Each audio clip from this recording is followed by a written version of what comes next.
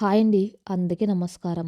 ఈరోజు మీకోసం 'విడాకులు ఇచ్చిన రాత్రే గర్భవతి' పార్ట్ 3 మరి కథలోకి వెళ్తే, చికాగో నగరంలో అనన్య తనకంటూ ఒక అద్భుతమైన ప్రపంచాన్ని, తన పిల్లల భవిష్యత్తును నిర్మించుకుంటూ విజయ శిఖరాలను అధిరోహిస్తూ ఉంటే, ఇటు ఇండియాలో అర్జున్ జీవితం మరో మలుపు తిరిగింది. 15 ఏళ్ల క్రితం అనన్య తలుపు మూసుకొని వెళ్ళిపోయిన ఆ ఉదయం అర్జున్‌కి ఇంకా గుర్తుంది. నిద్ర లేచి టేబుల్ మీద ఉన్న విడాకుల పత్రాలను, అనన్య రాసిన ఆఖరి ఉత్తరాన్ని చూసినప్పుడు అతని మనసులో ఒక విచిత్రమైన భావన కలిగింది. ఒకవైపు తాను కోరుకున్న స్వేచ్ఛ దొరికిందన్న ఊరట, మరోవైపు తన వల్ల ఒక అమాయకురాలి జీవితం నాశనమైందన్న తీవ్రమైన అపరాధభావం. అనన్య వెళ్ళిపోయిన తర్వాత ఇల్లు వెల్తిగా మారిపోయింది. ప్రతి వస్తువులోనూ ఆమె స్పర్శ, ఆమె ప్రేమ కనిపించేవి. కాఫీ దగ్గర నుంచి బట్టల వరకు అన్నీ దగ్గరుండి చూసుకున్న అనన్య లేకపోవటం అతని తల్లిదండ్రులను తీవ్రంగా కలిచివేసింది. రాతిలాంటి నిన్ను భరించలేక ఆ పిచ్చిది వెళ్ళిపోయింది రామ్. నువ్వెప్పటికీ బాగుపడవు అని వాళ్ళు కన్నీరు పెట్టుకున్నారు. కొన్ని రోజులు అర్జున్‌కి ఏమీ తోచలేదు. అనన్య ఎక్కడికి వెళ్ళిందో, ఎలా ఉందో తెలుసుకోవాలని ప్రయత్నించారు. కానీ ఆమె తన ఆనవాళ్లను ఏం మిగల్చకుండా దేశం దాటిపోయిందని తెలుసుకుని ఆగిపోయాడు. రోజులు గడిచాయి. అర్జున్ తన ఉద్యోగంలో ఎదిగాడు. పెద్ద ఐటీ కంపెనీలో వైస్ ప్రెసిడెంట్ స్థాయికి చేరుకున్నాడు. డబ్బు, హోదా అన్నీ వచ్చాయి, కానీ ఇంట్లో ప్రశాంతత లేదు. అనన్య తన జీవితం నుంచి శాశ్వతంగా వెళ్ళిపోయిందన్న వాస్తవాన్ని అంగీకరించి తన పాత జ్ఞాపకాలతోనే బతకటం అలవాటు చేసుకున్నాడు. అది అనన్య వెళ్ళిపోయిన 2 ఏళ్ల తర్వాత జరిగిన సంఘటన. ఒకరోజు అర్జున్ తన ఆఫీస్ పని మీద ఢిల్లీ వెళ్ళాడు. అక్కడ ఒక 5 స్టార్ హోటల్ లాబీలో కూర్చొని ఉండగా ఎవరిదో సుపరిచితమైన గొంతు వినిపించింది. తల ఎత్తి చూశాడు. అతని కళ్ళను అతను నమ్మలేకపోయాడు. ఎదురుగా తను ప్రాణంగా ప్రేమించిన, తనను వదిలి వెళ్ళిపోయిన తన భార్య అనన్యకు కూడా స్థానం ఇవ్వకుండా గుండెలో దాచుకున్న అతని మొదటి ప్రేమ ప్రియ నిలబడి ఉంది. ప్రియ కూడా అర్జున్‌ను గుర్తుపట్టింది. ఇద్దరు మాట్లాడుకున్నారు. ప్రియ కళ్ళల్లో కన్నీళ్లు.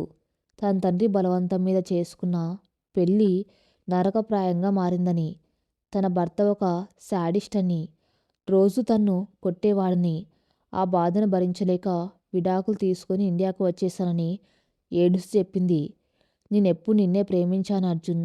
నా తండ్రి కోసం నిన్ను వదులుకొని నా జీవితం నాశనం చేసుకున్నాను. ఐ యామ్ సో సారీ అంటూ అర్జున్ భుజం మీద పడి వెక్కి వెక్కి ఏడ్చింది. అర్జున్ గుండె కరిగిపోయింది. తన కళ్ళ ముందు ఏడుస్తున్నది తను ప్రాణంగా ప్రేమించిన అమ్మాయి. ఆమె కోసం 7 ఏళ్లు కన్నీళ్లు పెట్టుకున్నాడు. ఆమె కన్నీళ్లు చూడగానే అతనిలోని పాత ప్రేమికుడు మళ్ళీ నిద్రలేచాడు. తన కోసం తన భార్య అనన్య చేసిన త్యాగం, ఆమె పడిన వేదన అతనికి ఆ క్షణంలో గుర్తురాలేదు. ఏడవకు ప్రియా, నేనున్నాను కదా, మనల్ని ఇక ఎవరు విడదీయలేరు అని మాట ఇచ్చాడు. ప్రియను తీసుకుని ఇంటికి వచ్చాడు. తల్లిదండ్రులు ప్రియను చూసి అవాక్కయ్యారు. అనన్య లాంటి బంగారాన్ని వదులుకొని ఒకప్పుడు నిన్ను వదిలేసి వెళ్ళిన ఈమెను మళ్ళీ ఎలా తెచ్చుకున్నావు అని నిలదీశారు. కానీ అర్జున్ వినలేదు. ప్రియ మీద ఉన్న గుడ్డి ప్రేమతో తల్లిదండ్రులను ఎదిరించి ప్రియను పెళ్లి చేసుకున్నాడు. ఎట్టకేలకు తన కల నెరవేరిందని, తన నిజమైన ప్రేమ దక్కిందని అర్జున్ మురిసిపోయాడు. కానీ ఆ ఆనందం ఎన్నాళ్ళు నిలవలేదు. పెళ్ళైన కొత్తలో ప్రియ చాలా తీయగా మాట్లాడేది. అర్జున్కే తక్కువ కాకుండా చూసుకుంటూ ఉన్నట్టు నటించేది. కానీ కాలం గడిచే కొద్దీ ఆ మసలు రంగు బయటపడడం మొదలైంది. ప్రియకు అర్జున్ మీద ఉన్నది ప్రేమ కాదు, కేవలం ఒక అవసరం. అమెరికాలో తన భర్తతో విడాకులైన తర్వాత ఆర్థికంగా చితికిపోయిన ప్రియకు ఒక మంచి హోదాలో, చేతినిండా డబ్బుతో ఉన్న అర్జున్ ఒక ఏటీఎం మిషన్‌లా కనిపించాడు. తన విలాసవంతమైన జీవితాన్ని మళ్ళీ నిలబెట్టుకోవడానికి అర్జున్ ఒక బలమైన పునాది అని ఆమె భావించింది. నెమ్మదిగా ఇంటి పెత్తనం ప్రియ చేతుల్లోకి వెళ్ళింది. మొదట ఆమె దృష్టి అర్జున్ తల్లిదండ్రుల మీద పడింది. ఒకప్పుడు అనన్య వాళ్ళను కంటికి రెప్పలా చూసుకునేది. వాళ్ళ మందులు, వాళ్ళ భోజనం అన్నీ తన చేతులతో చేసేది. కానీ ప్రియకు వాళ్ళను చూస్తేనే చిరాకు. అర్జున్ మీ అమ్మానాన్నలు ఉన్న గదిలోంచి ఒకటే దగ్గు శబ్దం. నాకు నిద్ర పడ్డం లేదు. వాళ్ళని మేడ మీద ఆ మూల గదిలోకి మార్చేయి. అయినా వాళ్ళకంత పెద్ద గది ఎందుకు? అర్జున్‌కిది నచ్చలేదు. ప్రియా, వాళ్ళు వయసు పైబడిన వాళ్ళు. మెట్లెక్కలేరు అని నచ్చజెప్పాడు. వెంటనే ప్రియ కన్నీళ్లు పెట్టుకొని ఎమోషనల్ బ్లాక్‌మెయిల్ చేయడం మొదలుపెట్టింది. అంటే నీకు నాకంటే మీ వాళ్ళే ఎక్కువయ్యారా? నేను నా జీవితాన్ని నాశనం చేసుకొని నీ దగ్గరకు వస్తే నాకు కనీసం ప్రశాంతత కూడా ఇవ్వవా? అని నాటకమాడింది.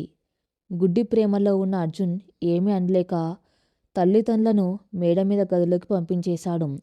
వాళ్లకు అన్నం పెట్టడానికి ఒక పనిమనిషిని నియమించి చేతులు దులుపుకుంది ప్రియ. ప్రియ ప్రపంచమంతా కిట్టి పార్టీలు, షాపింగ్ మాల్స్, ఖరీదైన నగలు, క్లబ్బుల చుట్టూ తిరిగేది. అర్జున్ సంపాదన అంతా నీళ్లలా ఖర్చు చేసేది. ఆఖరికి అర్జున్ పేరు మీద ఉన్న 2 ఇళ్ళు, ఒక ఫ్లాటు కూడా ఎంతో తెలివిగా తన పేరు మీదకు రాయించుకుంది. రేపు మనకు పిల్లలు పుడితే వాళ్ళ భవిష్యత్తుకు భద్రత ఉండాలి కదా అర్జున్. అందులోనూ నాకెందుకో ఇన్సెక్యూర్‌గా ఉంది అని మాయమాటలు చెప్పి ఆస్తులన్నీ తన గుప్పట్లోకి తెచ్చుకుంది. సంవత్సరాలు గడుస్తున్న కొద్దీ ప్రియ అధికార కాంక్ష పెచ్చుమీరింది. అర్జున్ తన్ను గుడ్డిగా నమ్ముతున్నాడని ఆమెకు అర్థమైపోయింది. ఇంట్లో ఆమె మాటే శాసనం. పనివాళ్లను కుక్కల కంటే హీనంగా చూసేది. అర్జున్ స్నేహితులు ఎవరైనా ఇంటికి వస్తే వాళ్ళ హోదా చూసి మర్యాద చేసేది. డబ్బులేని వాళ్ళైతే కనీసం మంచినీళ్లు కూడా ఇచ్చేది కాదు. ఒకరోజు రాత్రి భయంకరమైన వర్షం పడుతుంది. అర్జున్ తల్లికి అకస్మాత్తుగా గుండె నొప్పి వచ్చింది. ఆమె ఆయాసపడుతూ బాధతో మూలుగుతుంది. మేడ మీద నుంచి కిందకు రాలేని పరిస్థితి. అర్జున్ తండ్రి కంగారుగా కిందకు వచ్చి తలుపు తట్టాడు. అరేయ్ అర్జున్, మీ అమ్మకు ఆయాసం వస్తుందిరా, వెంటనే ఆసుపత్రికి తీసుకెళ్ళాలి అని తలుపు బాదాడు. గదిలో ఉన్న ప్రియ విసుక్కుంటూ తలుపు తీసింది. ఏంటండి ఈ గోల అర్ధరాత్రి పూట? ఆయనకు రేపు ముఖ్యమైన మీటింగ్ ఉంది. ఇప్పుడు డిస్టర్బ్ చేయకండి. ఏమైనా ఉంటే పొద్దున చూసుకోవచ్చు, వెళ్ళి పడుకోండి అని కసురుకుంది. అమ్మ ప్రియా, ఆమె ప్రాణాలు పోయేలా ఉన్నాయమ్మా, దయచేసి లేపు అని ఆ వృద్ధుడు బతిమలాడుతున్నా వినకుండా తలుపు ముఖం మీదే విసిరేసింది. మెలకువ వచ్చిన అర్జున్ ఏంటి ప్రియా గోలా అని అడిగితే, ఏమీ లేదు, మామయ్య గారికి నిద్ర పట్టక నిద్ర మాత్రలు అడుగుతున్నారు. నేనిచ్చొచ్చాను, నువ్వు పడుకో అని అబద్ధం చెప్పింది. మరుసటి రోజు ఉదయం అర్జున్ పైకి వెళ్ళి చూసేసరికి అతని తల్లి అపస్మారక స్థితిలో పడి ఉంది. హుటాహుటిన ఆసుపత్రికి తీసుకెళ్తే రాత్రి సరైన సమయానికి తీసుకొచ్చి ఉంటే ఇంత ప్రమాదం జరిగేదే కాదు. ఇప్పుడు ఆవిడ కోమాలోకి వెళ్ళిపోయారు అని డాక్టర్లు చెప్పారు. ఆ క్షణంలో అర్జున్ గుండె బద్దలైంది. రాత్రి జరిగింది తన తండ్రి ద్వారా తెలుసుకున్న అర్జున్ కోపంతో ప్రియను నిలదీశాడు. అప్పుడు ప్రియ ముఖంలో ఎలాంటి పశ్చాత్తాపం లేదు. పైగా ఎంతో అహంకారంగా సమాధానమిచ్చింది. అవును, నేను లేపలేదు. అయితే ఏంటిప్పుడు? ముసలివాళ్ళు ఈరోజు కాకపోతే రేపైనా పోయేవాళ్లే. దానికి నన్నెందుకు అరుస్తున్నావు? నీ నిద్ర పాడు చేయటం నాకిష్టముండదు అని నిర్లక్ష్యంగా జవాబిచ్చింది. ఆ మాటలు వినగానే అర్జున్కు చెంప చెల్లమన్నట్టు అనిపించింది. తను ప్రాణంగా ప్రేమించిన ఒక దేవత అనుకున్న ప్రియ అసలు రూపం ఇది. ఒక రాక్షసిలా, ఒక స్వార్థపూరితమైన అహంకారలా ఉన్న ప్రియను చూసి అతనికి అసహ్యం వేసింది. నువ్వు మనిషివేనా ప్రియా? ఒక ప్రాణం పోతుంటే అంత నిర్లక్ష్యంగా ఎలా మాట్లాడగలుగుతున్నావు అని అరిచాడు. దానికి ప్రియ ఏమాత్రం భయపడకుండా, ఎక్కువ మాట్లాడక అర్జున్, ఈ ఆస్తులన్నీ ఇప్పుడు నా పేరు మీదే ఉన్నాయి. నన్ను వదిలించుకోవాలని చూస్తే నిన్ను రోడ్డు మీద నిలబెడతాను అని బెదిరించి వెళ్ళిపోయింది. ఆ క్షణంలో అర్జున్కు అర్థమైంది, తన జీవితం ఒక భయంకరమైన ఊబిలో కూరుకుపోయిందని. తాను స్వర్గం అనుకున్నది నిజానికి ఒక నరకమని. తన తల్లి కోమాలో ఉండటం, ప్రియ రాక్షసత్వం రోజు రోజుకు పెరిగిపోతుండటంతో అర్జున్ మానసికంగా కుంగిపోయాడు. ఒకప్పుడు ఇల్లు అంటే ప్రశాంతత, ఇప్పుడు ఇల్లు అంటే ఒక జైలు. గదిలోకి వెళ్తే ప్రియ ఏసీ టెంపరేచర్ దగ్గర నుంచి టీవీ ఛానల్ వరకు అన్నీ తను చెప్పినట్టు జరగాలని శాసిస్తుంది. కనీసం అర్జున్కి ఇష్టమైన భోజనం కూడా ఇంట్లో వండనివ్వదు. తన డైట్కి తగినట్టుగా మాత్రమే వంటలు ఉండాలి అంటుంది. ఒకరోజు ఆఫీస్లో అర్జున్కు తీవ్రమైన జ్వరం వచ్చింది. వణుకుతూ ఇంటికి వచ్చాడు.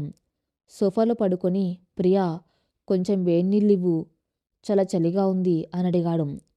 ప్రియ అప్పుడే పార్టీకి వెళ్ళడానికి రెడీ అవుతుంది. డిజైనర్ శారీలో ఒంటి నిండా నగలతో ఉన్న ప్రియ అతని వంక అసహ్యంగా చూసింది.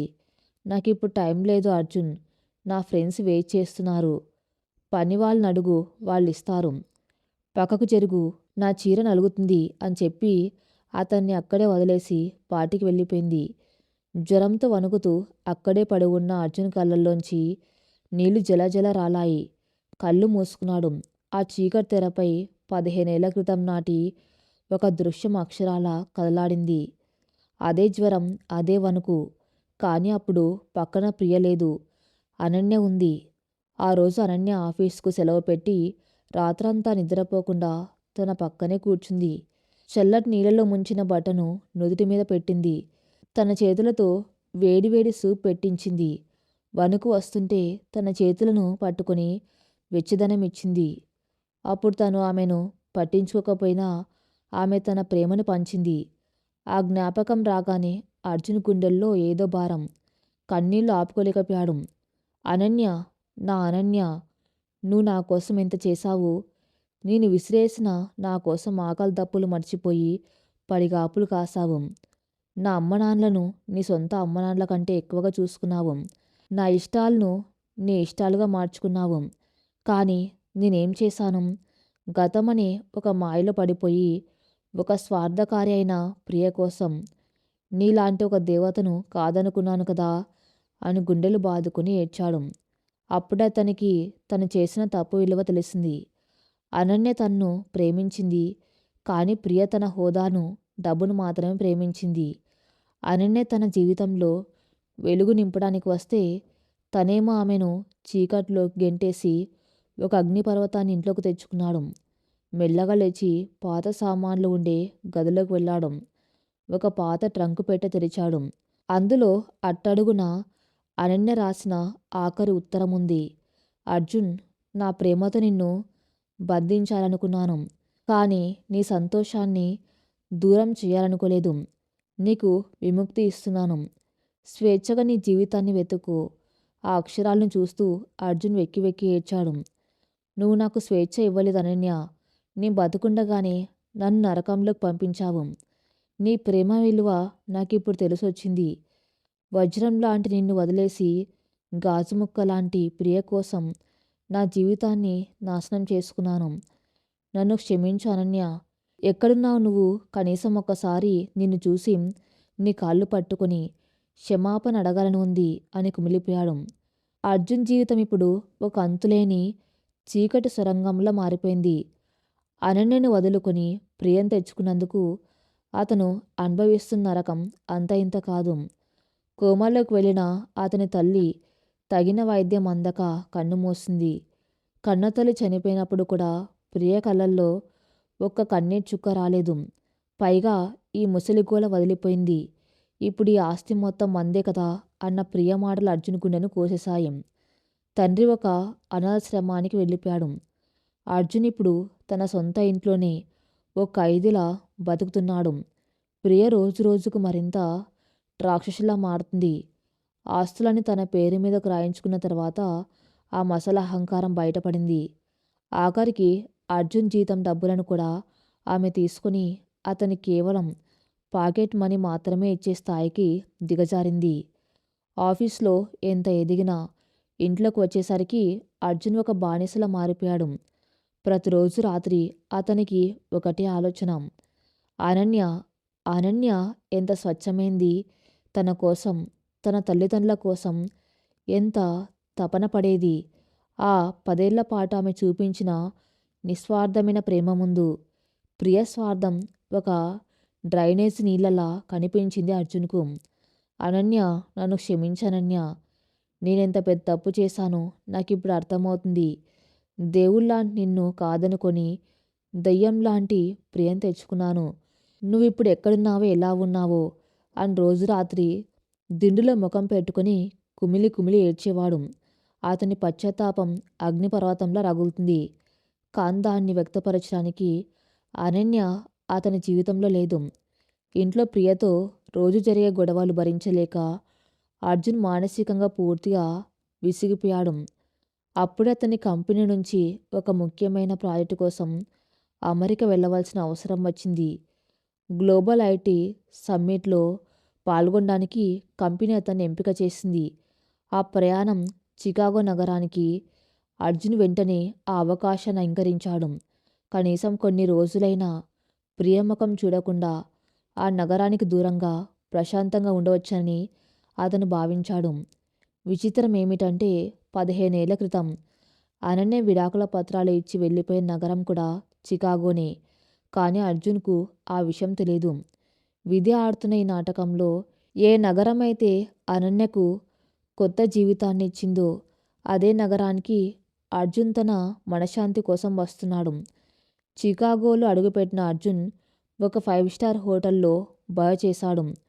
రోజంతా మీటింగ్స్లో బిజీగా ఉన్న రాత్రి గదికి రాగానే అతన్ని మళ్ళీ ఒంటరితనం వెంటాడేది.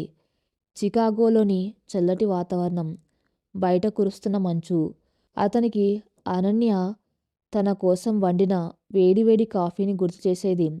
జ్వరం వచ్చినప్పుడు ఆమె చూపించిన వాత్సల్యాన్ని గుర్తు చేసేది. ఈ విశాల ప్రపంచంలో అనన్యను ఎక్కడని వెతకాలి, ఎలా వెతకాలి, ఒకవేళ వెతికినా ఆమె తన్ను క్షమిస్తుందా, తన ముఖం చూస్తుందా అన్న ప్రశ్నలు అతన్ని నిద్రపోనివ్వకుండా చేశాయి. అది వారాంతరం. మీటింగ్స్ అన్నీ పూర్తయ్యాయి. మరుసటి రోజు అర్జున్ తిరిగి ఇండియాకి వెళ్ళాలి. కానీ అతనికి ఇండియా వెళ్ళటం ఇష్టం లేదు. మళ్ళీ ఆ ప్రియముఖం చూడాలి. మళ్ళీ ఆ నగరంలో అడుగుపెట్టాలి. మనసు విపరీతమైన ఆందోళనగా ఉంది.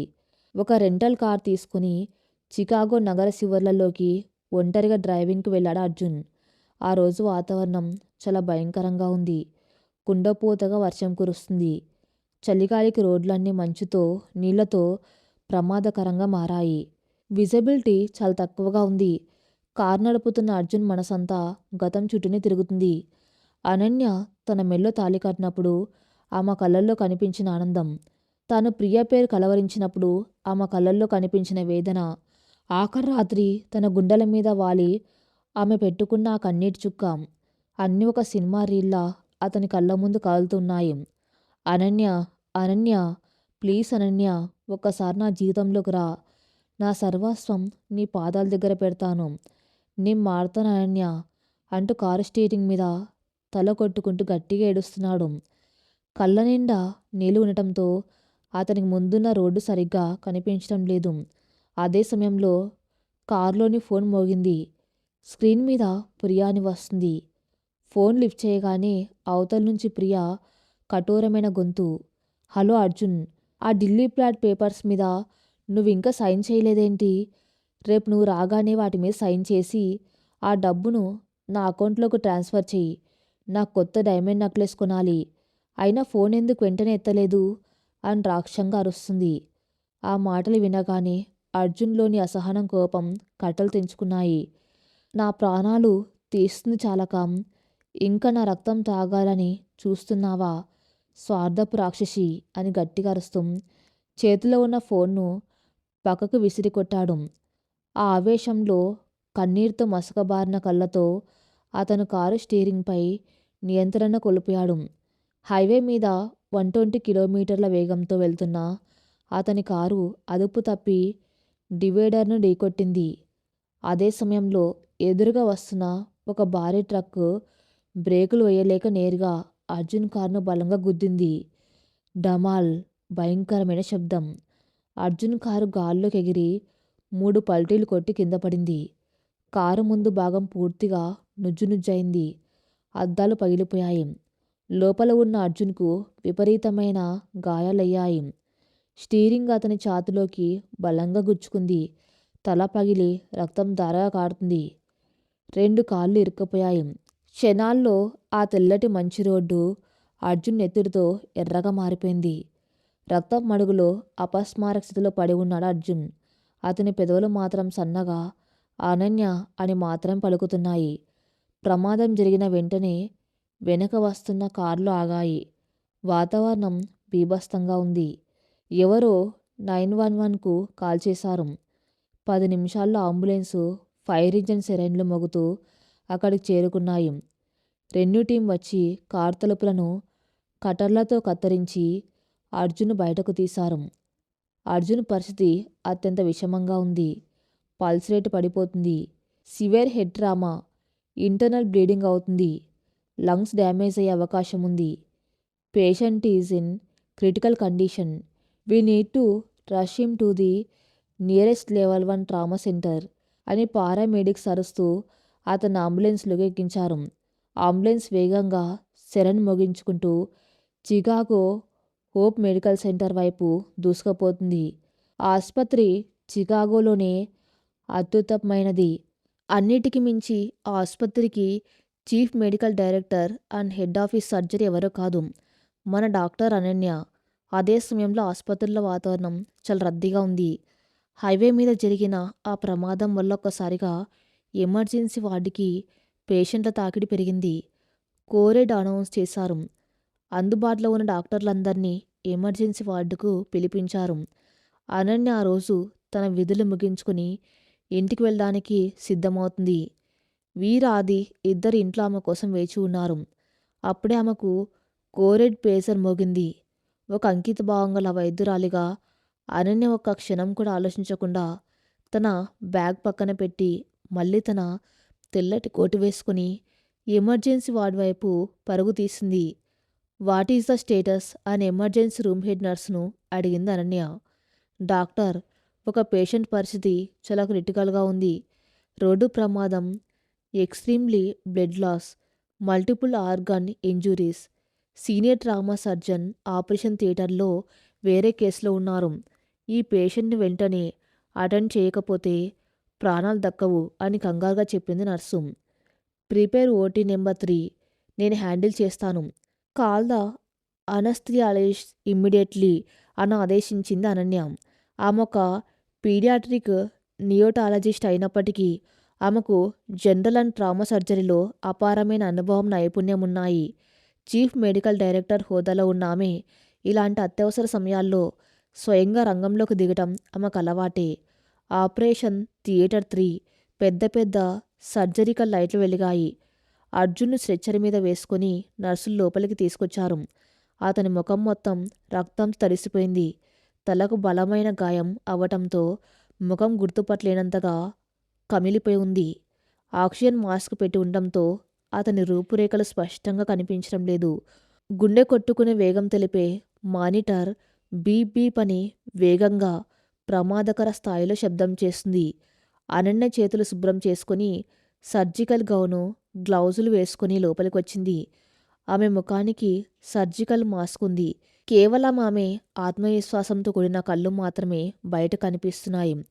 15 ఏళ్ల క్రితం ఒక సాధారణ గృహిణిగా ఏడుస్తూ ఈ దేశంలో అడుగుపెట్టిన ఆ కళ్ళు ఇప్పుడొక నిండు ప్రాణాన్ని నిలబెట్టే దేవుడి కళ్ళల్లా మారాయి.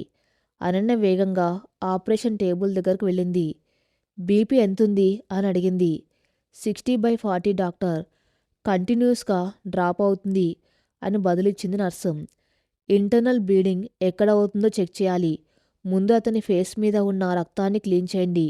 నాన్ ఇన్వాసివ్ ఎయిర్వే సెక్యూర్ చేయాలి అని ఆర్డర్ వేస్తూ అనన్య స్వయంగా ఒక గాజ్ పీస్ తీసుకొని పేషెంట్ ముఖం మీద గడ్డకట్టిన రక్తాన్ని నెమ్మదిగా తుడవటం మొదలుపెట్టింది. నుదురు మీద రక్తం తుడిచింది. బుగ్గల మీద రక్తం తుడిచింది. ఆక్సిజన్ మాస్కును కాస్త పక్కకు జరిపి అతని ముఖాన్ని స్పష్టంగా చూసింది. ఆ క్షణం ఆపరేషన్ థియేటర్లో సమయం ఆగిపోయింది. అనన్య చేతిలో ఉన్న ఆ నెత్తుటి గాజ్ పీస్ కింద పడిపోయింది. ఆమె గుండె ఒక్కసారిగా గట్టిగా కొట్టుకొని ఆగిపోయినట్టు అనిపించింది. కళ్ళు వెడల్పోయాయి. మెదడు మొద్దుబారిపోయింది. ఆ సర్జికల్ మాస్క్ వెనక ఆమె పెదవులు వణుకుతున్నాయి. కళ్ళ ముందు ఉన్నది వేరెవరో కాదు, తను 7 ఏళ్ళు మూగగా ఆరాధించి 3 ఏళ్ళు ప్రాణంగా ప్రేమించి తన పిల్లల తండ్రి అయిన 15 ఏళ్ల క్రితం తాను శాశ్వతంగా వదిలేసిన అర్జున్. అదే ముఖం, అదే నుదురు, ఎన్నోసార్లు నిద్రపోతున్నప్పుడు తాను ముద్దు పెట్టిన అదే పెదవులు. కానిప్పుడు ఆ ముఖం ప్రాణాపాయ స్థితిలో రంగు మారిపోయి రక్తపు మడుగులో ఉంది. ఒకవైపు తాను వదిలేసిన గతం, తన్ను అత్యంత దారుణంగా తిరస్కరించిన భర్త, మరోవైపు చావు బతుకుల మధ్య కొట్టుమిట్లాడుతున్న ఒక patient. Doctor Ananya, doctor, what happen? Patient is crashing, heart rate falling అని పక్కన ఉన్న అనస్థీసియాలిస్టు గట్టిగా అరుస్తున్నాడు. మానిటర్ బీప్ బీప్ శబ్దం భయంకరంగా వినిపిస్తుంది. కానీ అనన్యకు ఆ శబ్దాలేవీ వినిపించడం లేదు. ఆమె కళ్ళ నుంచి ఓ కన్నీటి చుక్క జారి మాస్కు లోపల దాగిపోయింది. తన జీవితాన్ని నరకం చేసినవాడు, తనను ఒంటరిని చేసినవాడు ఈరోజు తన కత్తి కింద ప్రాణభిక్ష కోసం పడి ఉన్నాడు. ఆ క్షణంలో అనన్యకు సమయం ఆగిపోయినట్టు అనిపించింది. చేతిలో ఉన్న సర్జికల్ గాజ్ పీస్ కింద పడిపోయింది. కళ్ళ ముందు కదలాడుతున్న ముఖాన్ని చూసి ఆమె మెదడు మొద్దుబారిపోయింది. 15 ఏళ్ల నిశ్శబ్దం ఒక్కసారిగా బద్దలై ఒక సునామీలా ఆమె మనస్సును ముంచెత్తింది. తన వయసు, తన యవ్వనం, తన 7 ఏళ్ల స్వచ్ఛమైన ప్రేమ అన్నీ వ్యక్తి కోసమే కదా త్యాగం చేసింది. తను పిచ్చిదానిలా ప్రాధేయపడినా కనీసం కన్నెత్తి కూడా చూడకుండా తన గత్తలపులు మూసేసిన కఠినాత్ముడు ఇతను. నాకు స్వేచ్ఛ కావాలి, నా గతమే నాకు ప్రాణం అని తన్ను నిర్దాక్షిణ్యం గెంటేసిన వ్యక్తి ఇతను. ఇతని వల్లే కదా తాను ఒంటరిగా ఈ పరాయి దేశంలో కన్నీళ్లు పెట్టుకుంది. ఇతని వల్లే కదా తన కడుపున పుట్టిన ఆడపాప వెన్నెలు తన ముఖం చూడకుండానే మట్టిలో కలిసిపోయింది. ఈ ఆలోచనలు రాగానే అనన్య కళ్ళల్లో ఒక అంతులేని ఆవేదన, కోపం కట్టలు తెంచుకున్నాయి. నా బిడ్డను చంపుకున్న పాపివి నువ్వు. ఈరోజు విధి నిన్ను నా చేతుల్లోకి తీసుకొచ్చింది. నా జీవితాన్ని నాశనం చేసిన నీకు నేను ప్రాణభిక్ష పెట్టాలా అని ఆమెలోని ఓ గాయపడిన స్త్రీ ప్రశ్నించింది. Doctor, heart rate falling rapidly, BP 50/30కి పడిపోయింది. వీఆర్ లూజింగ్ హిమ్ అని అనస్థియాలిస్టు గట్టిగా అరవటంతో అనన్య ఉలిక్కిపడింది. ఆ అరుపు ఆమెలోని గాయపడిన స్త్రీని వెనక్కి నెట్టి ఒక వైద్యురాల్ని నిద్రలేపింది. అనన్య కళ్ళు మూసుకొని గట్టిగా ఊపిరి పీల్చుకుంది. నేను ఒక డాక్టర్ని. నా ఆపరేషన్ టేబుల్ మీద ఉన్నది నా శత్రువైన, నా గతమైన అతనిప్పుడు కేవలం ఒక పేషెంట్, మరణమంచున ఉన్న ఒక నిస్సహాయ ప్రాణి. నా వ్యక్తిగత పగ, నా వృత్తి ధర్మాన్ని మలినం చేయకూడదు. నా ప్రమాణం ఒక ప్రాణాన్ని కాపాడ్డం. వెన్నెల్ని కోల్పోయినప్పుడు నేను తీసుకున్న శపథం ఇదే కదా అని తన మనసుకు గట్టిగా చెప్పుకుంది. కళ్ళు తెరిచేసరికి ఆమె కళ్ళల్లోని కోపం, బాధ మాయమైపోయాయి. అక్కడ కేవలం ఒక నిబద్ధత గల చీఫ్ సర్జన్ డాక్టర్ అనన్య మాత్రమే ఉంది. Call for O negative blood fast. We're doing a laparotomy. Come on team, we're not losing this man today అని గంభీరమైన గొంతుతో ఆదేశించింది అనన్య. ఆమె గొంతులో ఉన్న స్థిరత్వం ఆపరేషన్ థియేటర్లో ఉన్న సిబ్బంది అందరికీ ఒక కొత్త ధైర్యాన్నిచ్చింది. స్కాపెల్ అనన్య చేయి చాపగానే నర్సు వెంటనే సర్జికల్ కత్తిని ఆమె చేతిలో పెట్టింది. అర్జున్ ఛాతీ, పొత్తికడుపు భాగంలో తీవ్రమైన గాయాలయ్యాయి. స్టీరింగ్ బలంగా గుచ్చుకోవటం వల్ల ఇంటర్నల్ బ్లీడింగ్ అవుతుంది. అనన్య వేగంగా, అత్యంత ఖచ్చితంతో కట్ చేయటం మొదలుపెట్టింది. రక్తం ఎక్కడి నుంచి లీక్ అవుతుందో కనుక్కోవాలి. అది ఒక రేస్. మృత్యువుకు అనన్యకు మధ్య జరుగుతున్న పరుగు పందెం. సక్షన్ అని అరుస్తూ లోపల ఉన్న రక్తాన్ని క్లియర్ చేస్తుంది. అప్పుడామె కనిపించింది. స్ప్లీన్ చిట్లిపోయి తీవ్రంగా రక్తస్రావం అవుతుంది. స్ప్లీన్ డ్యామేజ్ అయింది. Clamp it, we need to remove it అని ఆదేశిస్తూ తన చేతులతో వేగంగా సర్జరీ చేస్తుంది. రక్తం ఆమె గ్లాసుల నిండా అంటుకొని ఉంది. ఒకప్పుడు ఏ చేతులైతే అతనికి ప్రేమగా అన్నం ముద్దలు కలిపి పెట్టాయో ఈరోజు అవే చేతులు అతని రక్తాన్ని ఆపుతూ అతనికి ప్రాణం పోస్తున్నాయి. ఒకప్పుడు అతను అనన్యను అణువణువు గాయపరిచాడు. కానీ ఈరోజు అనన్య అతని ప్రతి గాయాన్ని అత్యంత శ్రద్ధతో కడుగుతుంది. సమయం గడుస్తుంది. 1 గంట, 2 గంటలు, 3 గంటలు. సర్జరీ జరుగుతున్నంతసేపు అనన్య కళ్ళు కేవలం ఆ గాయాల మీదే ఉన్నాయి. ఆమె మనసు మరెక్కడికి వెళ్ళలేదు. ఒక రోబోలా ఎలాంటి ఎమోషన్ లేకుండా తన వృత్తి ధర్మాన్ని నిర్వర్తిస్తుంది. అర్జున్ ముఖం వైపు ఆమె పొరపాటును కూడా చూడలేదు. చూస్తే ఎక్కడ తన చేతులు వణుకుతాయోనన్న భయం. మధ్యలో 2 సార్లు అర్జున్ పల్స్ రేట్ పడిపోయి కార్డియాక్ అరెస్ట్ వచ్చే పరిస్థితి వచ్చింది. డిఫిబ్రిలేటర్తో షాక్ ఇచ్చి మరీ అతని గుండెను మళ్ళీ కొట్టుకునేలా చేసింది. నువ్వంత సులభంగా చనిపోవడానికి వీల్లేదు అర్జున్. నా చేతుల్లో ఉండగా నిన్ను మృత్యువు కూడా తీసుకుపోలేదు అని మనసులోనే అనుకుంటూ పంటి కింద బిగపట్టి పోరాడింది. చివరికి 5 గంటల సుదీర్ఘ శస్త్రచికిత్స పూర్తయింది. ఇంటర్నల్ బ్లీడింగ్ ఆగిపోయింది. చిరిగిన అవయవాలను కుట్టేసింది. పగిలిన తలకు కట్లు పడ్డాయి. మానిటర్లో అర్జున్ గుండె చప్పుడు నిలకడగా మారింది. బీప్ నార్మల్ స్థాయికి చేరుకుంటుంది. Vitals are stable doctor. Is out of danger అని అనస్థీసియాలజిస్టు ఊపిరి పీల్చుకుంటూ చెప్పాడు. ఓటీలో ఉన్న నర్సులందరూ ఒకరి ముఖాలొకరు చూసుకుని అనన్య వైపు ఆరాధనగా చూశారు. ఒక దాదాపు చనిపోయిన పేషెంట్ను ఆమె తిరిగి బతికించిన విధానం వాళ్ళను అబ్బురపరిచింది. అనన్య ముఖం నిండా చెమటలు పట్టి ఉన్నాయి. గ్లాసులు తీసి చెత్తబుట్టలో వేసింది. Shift him to ICU. Keep him on observation for 48 hours అని చెప్పి ఆపరేషన్ థియేటర్లోంచి వేగంగా బయటకు నడిచింది. తన క్యాబిన్లోకి అడుగుపెట్టగానే అనన్య తలుపు గడియ పెట్టింది. అప్పటి వరకు గట్టిగా బిగపట్టుకున్నామే ఎమోషన్స్ ఒక్కసారిగా కట్టలు తెంచుకున్నాయి. వాష్ బేసిన్ దగ్గరకు వెళ్ళి కుళాయి తిప్పి నీళ్లతో ముఖం గట్టిగా కడుక్కుంది. అద్దంలో తన ముఖాన్ని చూసుకుంది. కళ్ళు ఎర్రబడి ఉన్నాయి. కన్నీళ్లు ఆపుకోలేక అక్కడే నేలమీద కూలబడి మోకాళ్ల మధ్య తల పెట్టుకుని వెక్కి వెక్కి ఏడటం మొదలుపెట్టింది. ఎందుకు దేవుడా, 15 ఏళ్ల తర్వాత మళ్ళీ వాణ్ణి నా కళ్ళ ముందుకెందుకు తెచ్చావు? నేను నా గతాన్ని మర్చిపోయి నా పిల్లలతో ప్రశాంతంగా బతుకుతున్న సమయంలో ఈ పరీక్ష ఎందుకు పెట్టావు అని రోదించింది. అర్జున్ ఇక్కడ ఎందుకున్నాడు? అతను చికాగో ఎందుకు వచ్చాడు? ప్రియ ఎక్కడుంది? వాళ్ళకి పిల్లలు ఉన్నారా? ఇలాంటి వందల ప్రశ్నలు ఆమె బుర్రను తొలిచేస్తున్నాయి. కాని వెంటనే ఆమె తనకు తాను సమాధానం చెప్పుకుంది. లేదు, అతని గురించి ఏ విషయమూ నాకనవసరం.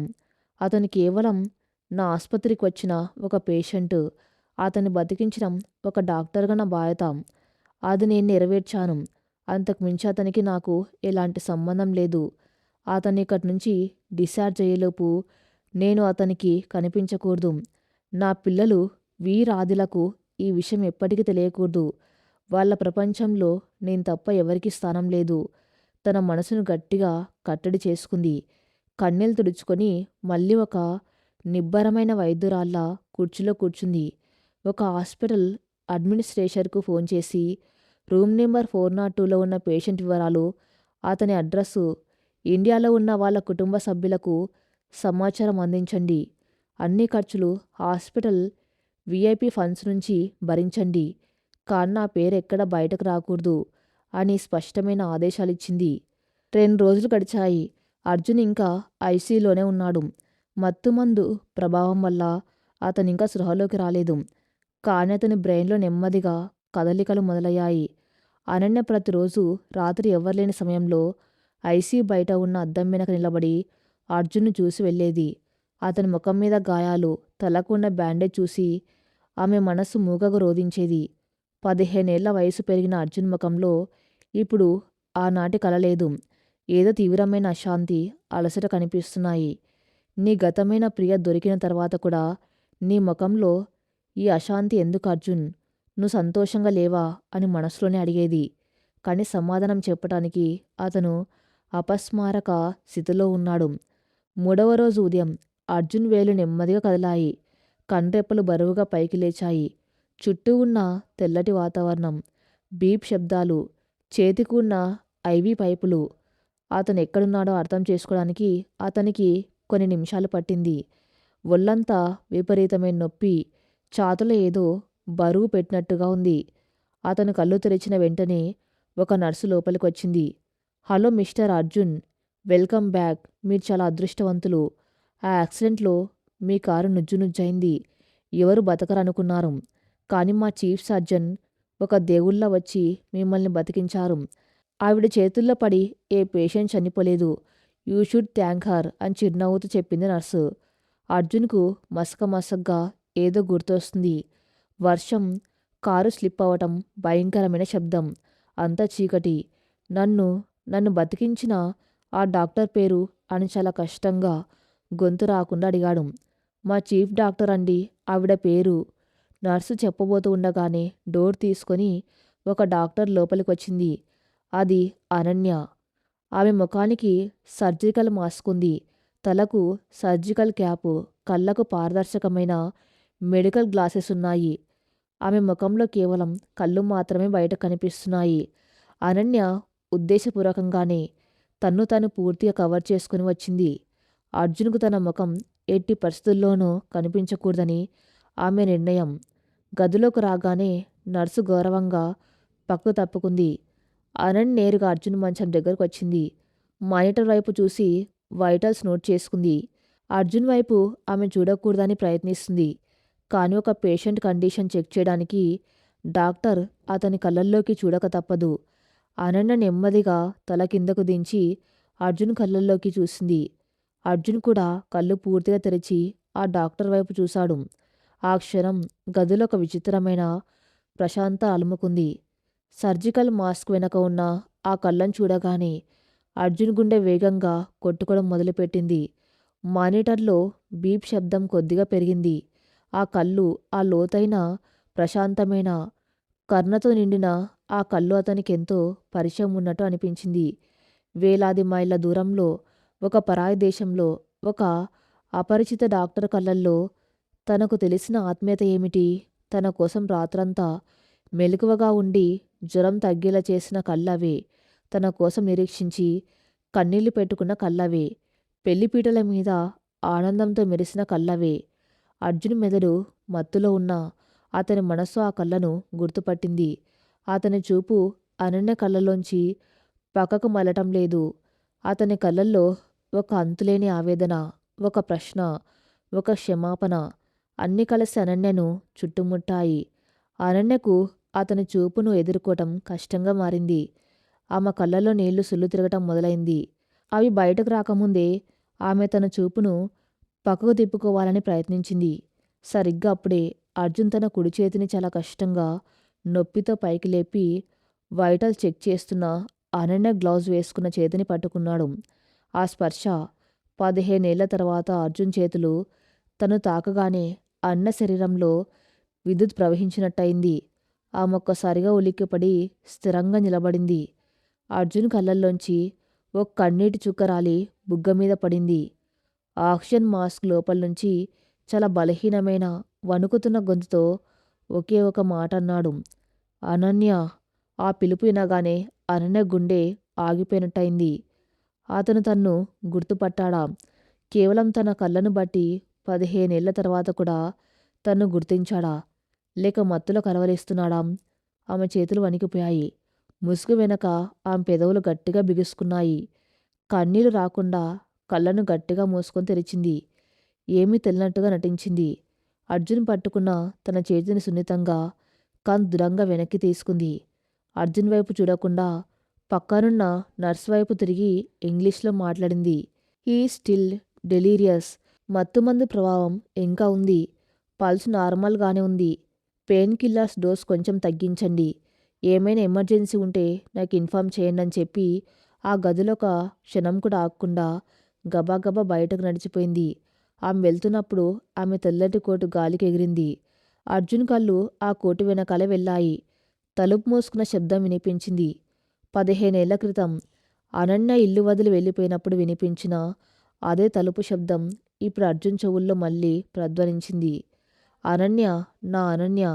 దేవుడా, నాకు ప్రాణం పోసిన డాక్టర్ నా అనన్యనేనా? ఆ కళ్ళు ఆమెవే. ఆ స్పర్శ ఆమెదే. నా అనన్య నన్ను క్షమించిందా అని అర్జున్ మనసు విలవిల్లాడింది. నొప్పితో అతను లేవలేకపోతున్నాడు. కానీ అతని ఆత్మ మాత్రం ఆ తలుపు దాటి అనన్య వెనక పరిగెత్తింది. మరోవైపు బయటకు వచ్చిన అనన్య తన క్యాబిన్లోకి పరిగెత్తుకెళ్ళి తలుపులు వేసుకుని గోడ కానుకొని కింద కూలబడింది. అతను తన పేరు పిలిచాడు. ఇన్నేళ్ల తర్వాత అతను తన కోసం వెతుకుతున్నాడా? ఎందుకు వెతుకుతున్నాడు? అతను గుర్తుపడితే అతనిలో ఆనందం, ఆవేదన ఎందుకున్నాయి? ముసుగు వెనక ఉన్నది అనన్యే అన్న నిజం అర్జున్కు పూర్తిగా తెలిస్తే ఏం జరుగుతుంది? ఇద్దరు కొడుకులతో ప్రశాంతంగా ఉన్న అనన్య జీవితంలోకి మళ్ళీ అర్జున్ ప్రవేశిస్తాడా? 15 ఏళ్ల మౌనరాగంలో ఇప్పుడు ఏ రాగం వినిపించబోతుందో నెక్స్ట్ పార్ట్లో చూద్దాం. నెక్స్ట్ పార్ట్ కోసం నా ఛానల్‌ని ఫాలో అవుతూ ఉండండి. Thank you for listening.